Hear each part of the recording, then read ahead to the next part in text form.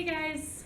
So for our very first topic on here, we decided to talk about something that not too long ago occurred, and that was Donald Trump, who's been in the spotlight for quite some time now.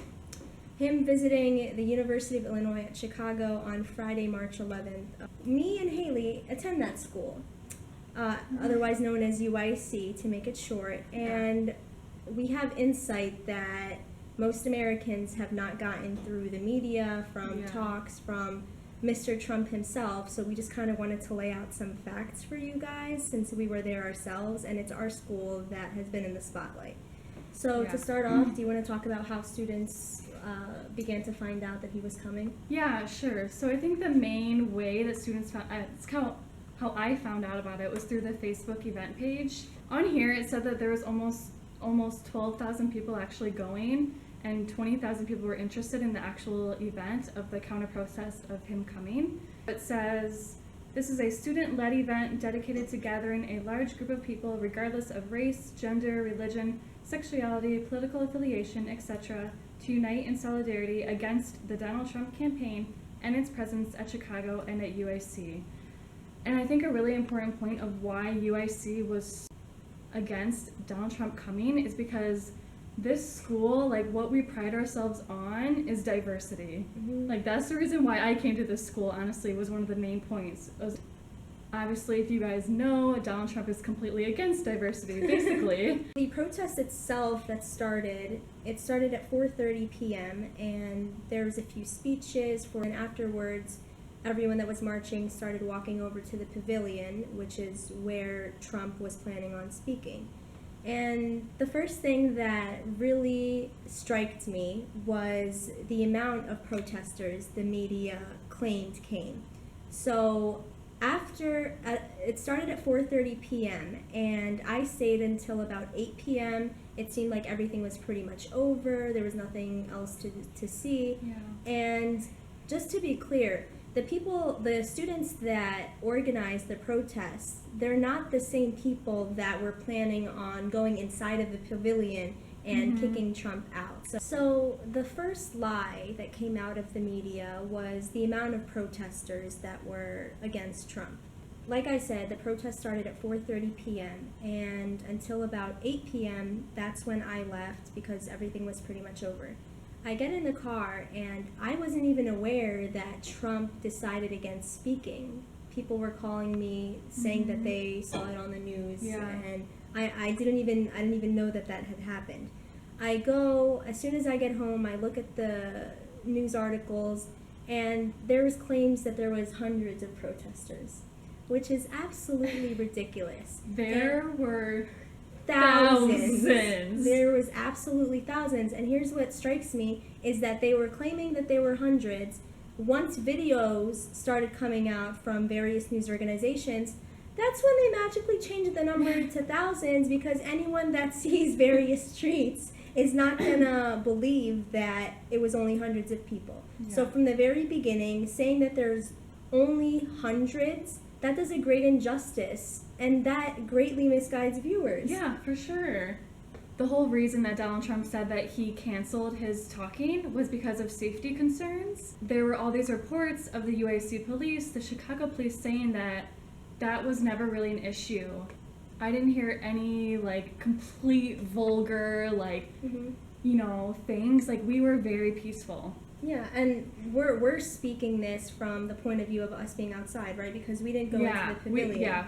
We were not inside the pavilion, so we can't speak for that. Yeah, I cannot speak. And just to be clear, the students that organized the protest against him stated that they would be remaining outside and that we wouldn't be responsible for whatever occurs inside of the pavilion. Yeah. And for the media saying that Trump canceled due to safety concerns, no fights broke out before he decided to cancel. Yeah, the fights actually broke out after he decided to cancel. Because if you think about it, his supporters and the people who actually wanted to go in the pavilion and see him were waiting since, 5 in the morning? Yeah. I'd be a little mad too if I was waiting for someone over 14 hours. So just the whole atmosphere of him canceling, his supporters obviously being frustrated and angry. So there's obviously going to be some tension there, right? There's obviously going to be some tension. They obviously looked towards the protesters and were blaming them. And I just want to say something that I find absolutely amazing. When we found out that Trump was coming to our school, I remember you told me, like, why would he choose the UIC? It's so diverse. And all of my friends, teachers were incredibly confused. Why would he be choosing our school? Told so many people, I'm like, you just wait and watch. He chose our school. He chose Chicago. And not only did he choose Chicago, he chose UIC, one of the most diverse campuses in the United States. He chose it, and he knows the demographics, right? Yes. He knows that it's a high percentage African Americans, Latino Americans. Yeah. Incredibly, incredibly diverse school. And I told them, you just wait and see. He's chose our school. He's going to claim that he's coming to speak. He's going to end up not speaking because he knows that people are going to be upset and that we're not just going to sit back and watch him spew filth at our school. Mm-hmm. And after controversy occurs and most likely a couple of fights are going to break out, which, was expected. Not that With I'm the condoning thousands it. of people. Yeah. Yeah, not that we're condoning it at all, obviously. Yeah, but I knew that once the smallest fight happens, he's gonna go back and tell his supporters, you see, I told you, the blacks, they're freaking out. Look at the Arabs in that school, the Latinos, they're all over exaggerating. Didn't I tell you? Didn't I tell you these were the enemies? Didn't I tell you these people need to be deported? That's exactly what happened. And what's amazing to me, looking when I was in the protest, there was a lot of white people, not supporting Trump. So, newsflash, there's many white people that do not support Trump. Why was it necessary for news reporters to be inside of the pavilion saying, as you see, there's a high concentration of Arab Americans, Latino Americans, yada, yada, yada. So you're showing the minorities and you're showing 2 or 3 fights that broke out, but you're not showing anything else outside? Are you claiming that it's a black and white issue? Certainly not.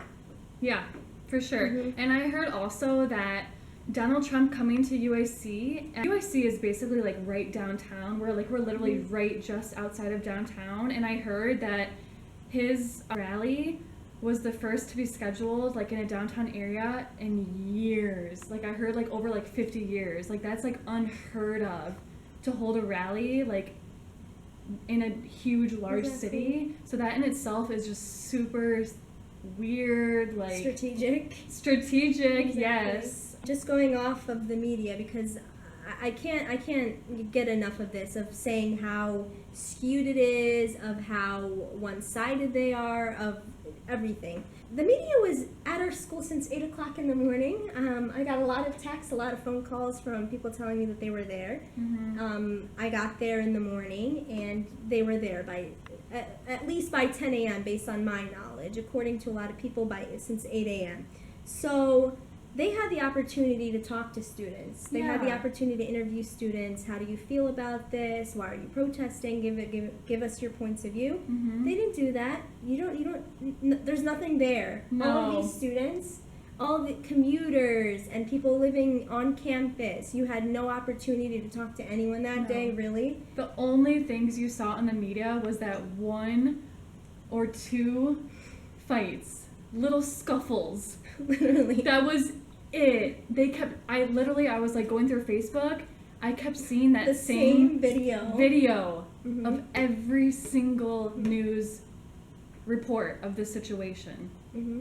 There was no interviews of like the protesters, none of the videos of us that were outside of the pavilion. And forget the interviews. What about the chants that people were saying outside? What about the thousands of people? They just showed 2 seconds of the streets being filled to make it look like it's some chaotic situation. It was not chaotic. And I honestly saw police officers talking to us. There was normal conversations. Yeah. It was normal. Unbelievable. Trump's reaction. Oh, God. So on Twitter, I'm going to quote what he actually tweeted after canceling the rally. I quote, "The organized group of people, many of them thugs, who shut down our First Amendment rights in Chicago, have totally energized America," end quote. Do me and Diala look like some thugs to you? I'm sorry. we were all like students, faculty members. People that look like they just came off of Like, work and came to honestly, join. And here's another. it blows my mind. And here's another news flash. I'm sorry to laugh. Like, this is serious, but like, I'm sorry. I just want to put one more news flash out there. People that go to protests aren't necessarily crazy. So I feel like that's what the whole situation That's a is. stereotype in itself. Exactly. Yeah. Looking at the protesters, there were students, there was faculty, there was administrators, and there was people that looked like they had just gotten off of work coming to join the Yeah. protest. And it grew. It started off as students, and it grew to the Chicago community in Exactly. general. That's what- Exactly. it's not just us being ultra or extra sensitive or Yeah. overreacting. Like, when is enough gonna be enough? The reality of it is that Chicago as a community came together, all different backgrounds, races, religions, standing up together to voice our frustration against this man. Besides this situation of him coming to UIC, look at what he said about his supporters beating up protesters. Yeah. And saying that he's willing to pay the legal fees. Yes. Do you guys understand what this means? So he's basically telling people, whatever you do, whoever you hit, whoever you punch, I've got you. Don't worry about the circumstances. I have got you covered. I will pay for your legal fees. If that isn't dangerous rhetoric, then I don't know what is. No. At the end of the day, even though we are completely frustrated with Donald Trump and the way the media portrayed the protest and the rally, at the end of the day, we know that this whole dynamic is a distraction from the bigger issues at play in our society. Poverty, inequality, unequal access to resources, inequality in education. It's a distraction. I'm just going to read a couple of quotes out of this book from our sociology class, Connecting Social Problems in Popular Culture, Why Media is Not the Answer by Karen Sternheimer, and we'll post like a link to it in the description box down below if you want to check it out. It's a really good read. I quote, "The news media are central within American public thought, maybe not telling us what to think, but to borrow a popular phrase, focusing our attention on what to think about. Known as agenda-setting theory, this idea suggests that the repetition of issues in the news shapes what the public believes is most important." End quote. Another quote, "Not only does popular culture provide its consumers a temporary escape from their own lives, but it also diverts our attention from the extent to which poverty and inequality remain cancers in America's society." The entire Donald Trump dynamic thing is just a distraction from the larger social issues at play in our society. We really just had to get that out there since he chose to come to our school, lucky us, and just to give you guys a perspective that you probably didn't hear about. And the personal experiences, because we were actually there at the protest. All right, and that's it for today. Thank you guys. Thank you guys so much. Bye. Bye.